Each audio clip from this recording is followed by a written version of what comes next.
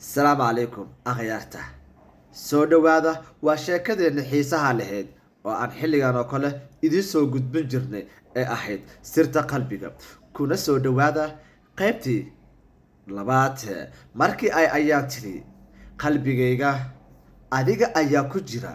axmed aad ayuu u farxay laakiin wax yar kadib ayaan waxay ku tiri hadal kale waxayna tiri laakiin waxaa jira sir kale oo aadan ogeyn sirta maxay noqon kartaa xaaladuna sidee ayay isku bedeli kartaa axmed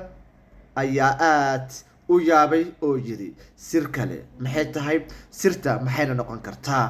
ayaan ayaa hoos u fiirisay kadibna waxa ay ku tiri axmed waxaan dhowaan u safri doonaa dal kale oo waxa aan ku maqnaan doonaa dalkaasi muddo aad u dheer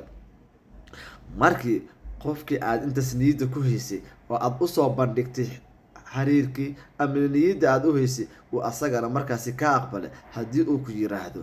iga raali noqo safar dheer ayaan aadi rabaa qalbigaaga sidee ayuu noqon karaa wax kaleeto qalbiga axmed waa uu istaagay sidii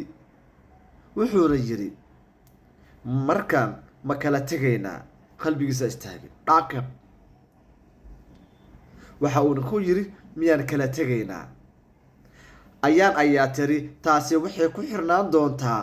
hal su-aal oo keliya wax kale oo ay ku xirnaanayso ma jirto talo su-aashu maxay noqon doontaa axmed ayaa si deg deg ah u yiri su-aal haa su-aal sidee ah ayaan ayaa eegtay oo tiri ma isugi kartaa mise waad iga tegi doontaa akhyaarta la socda qaybta xigta axmed muxuu ugu jawaabi doonaa ayaan waan ku sugi doonaa miyuu dhihi doonaa mise waxa uu dhihi doonaa waan ka xumahay kuma sugi doono ee waan danaysan doonaa berri hadduu ilaaha idmo ayaad la socon doontaan qaybta kale ee xigta